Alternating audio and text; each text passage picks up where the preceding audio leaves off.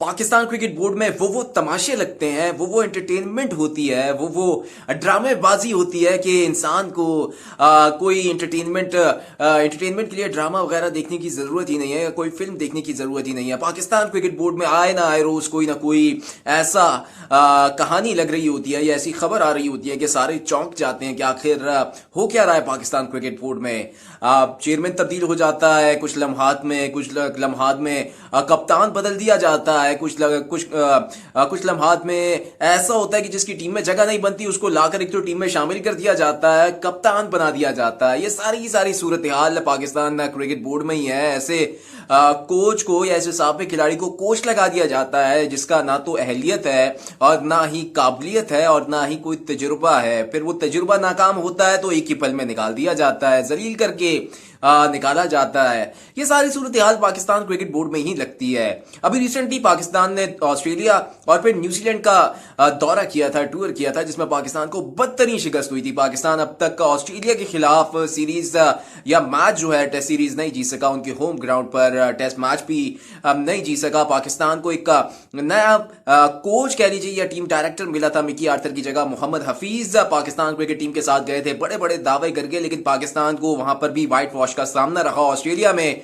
फिर उसके बाद पाकिस्तान न्यूजीलैंड गया, न्यूजीलैंड में भी पाकिस्तान को टी20 सीरीज में बहुत बुरी तरह मार पड़ी। एक मैच पाकिस्तान जीतने में कामयाब हुआ, लेकिन वो सारी की सारी सूरत हाल तब्दील हुई क्योंकि जो हिकमत अमली है, जो चीजें प्लानिंग चल रही थी बाबर आजम के दौर में, वो सारी की सारी तब्दील की गई, उखाड़ पिछाड़ किया गया। बाबर आजम और मोहम्मद रिजवान का नंबर चेंज किया गया, नीचे बॉलिंग में मिडिल ऑर्डर में कुछ तब्दीलियां की गई, जिसकी वजह से पाकिस्तान को नुकसान उठाना पड़ा। उसके जवाब में बाबर आजम की कप्तानी तो पहले ही जा चुकी थी, तनकीद की जद में थे बाबर आजम, और पोजीशन तब्दील होने की वजह से भी उनकी परफॉर्मेंस जो थी वो अच्छी नहीं हो पा रही थी। मोहम्मद हफीज, उनको अपना ओहदा जो था टीम डायरेक्टर के तौर पर उससे हाथ धोना पड़ा। 4 साल की अपॉइंटमेंट की जा रही थी मोहम्मद हफीज की टीम डायरेक्टर के तौर पर, लेकिन सिर्फ 2 माह के अंदर ही, या यूं कह लीजिए कि 2 दौरों के अंदर ही, 2 टूर्स के अंदर ही मोहम्मद हफीज को फारिग करके घर भेज दिया गया।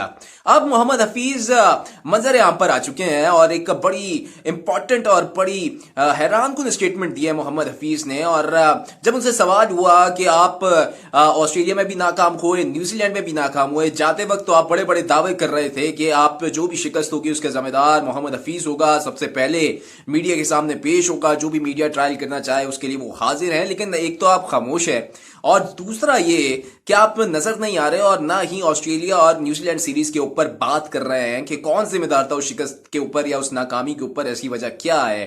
तो उसके ऊपर मोहम्मद हफीज ने खुलकर जवाब दिया और इल्जाम लगाया पाकिस्तान क्रिकेट बोर्ड के ऊपर कि मोहम्मद हफीज को, यानी कि उनको पाकिस्तान क्रिकेट बोर्ड की जानिब से पाबंदी लगा दी गई है मोहम्मद हफीज के ऊपर कि आप ऑस्ट्रेलिया और न्यूजीलैंड टूर के ऊपर कोई बात नहीं कर सकते, ना तो रिपोर्ट पेश करेंगे और ना ही मीडिया के सामने आप इस तरह की कोई बात कर सकते हैं कि पाकिस्तान को उस सीरीज में शिकस्त क्यों हुई, न्यूजीलैंड सीरीज में शिकस्त क्यों हुई, कौन वजह थी, क्या वजह थी और कौन कौन से खिलाड़ी शामिल थे या कौन कौन से खिलाड़ियों की गफलत थी जिसकी वजह से पाकिस्तान को ऑस्ट्रेलिया और न्यूजीलैंड सीरीज में शिकस्त का सामना करना पड़ा।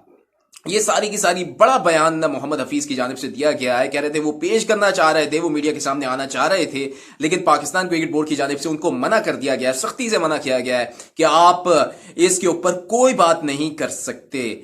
फिर भी मोहम्मद हफीज ने कहा कि वो जल्द जब एक अच्छा वक्त आएगा या जब मौका आएगा वो जरूर इस टूर के ऊपर, न्यूजीलैंड टूर के ऊपर बात करेंगे। और जो वजह थी नाकामी की, उन्होंने बतौर टीम डायरेक्टर जो भी एनालिस्ट किया या उसको जांचा, वो सबके सामने रखेंगे कौन जिम्मेदार है। लेकिन वो अच्छे वक्त का इंतजार कर रहे हैं, ठीक वक्त का इंतजार कर रहे हैं। वो जैसे ही ठीक वक्त आएगा वो जरूर बात करेंगे, वो छुपने वाले या चुप कर बैठने वाले नहीं है।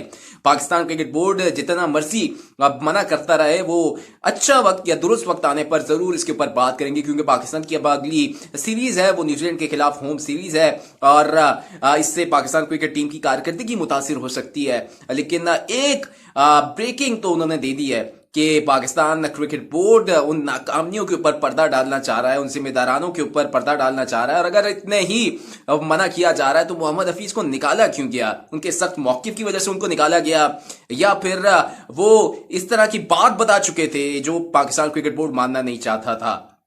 हमने देखा उससे पहले स्कैंडल्स हुए। हारिस रऊफ ने टेस्ट क्रिकेट खेलने से मना कर दिया, ऑस्ट्रेलिया के खिलाफ टेस्ट सीरीज खेलने से मना कर दिया। शाहीन शाह अफरीदी ने आखिरी टेस्ट नहीं खेला। बेशतर बीच में खिलाड़ी जो थे वो फ्लॉप नजर आए। न्यूजीलैंड के खिलाफ उखाड़ पिछाड़ हुआ, पोजीशन चेंज हुई। बाबर आजम और मोहम्मद रिजवान की ओपनिंग जोड़ी तोड़ के रख दी गई। नीचे से बहुत ज्यादा चेंजेस हुई। पाकिस्तान नाकामी का शिकार हुआ। आजम खान को सिर्फ 2 मैचेस में मौका दिया गया और बाकी मैचेस में ड्रॉप करके उनको वापस बिठा दिया गया। ये सारी सूरत हाल पाकिस्तान क्रिकेट बोर्ड में ही है। मोहम्मद हफीज अब बता सकते हैं कि उस न्यूजीलैंड सीरीज और ऑस्ट्रेलिया सीरीज में नाकामी की वजह क्या थी। अब उसका इंतजार करना पड़ेगा, लेकिन इशारा मोहम्मद हफीज ने दे दिया है।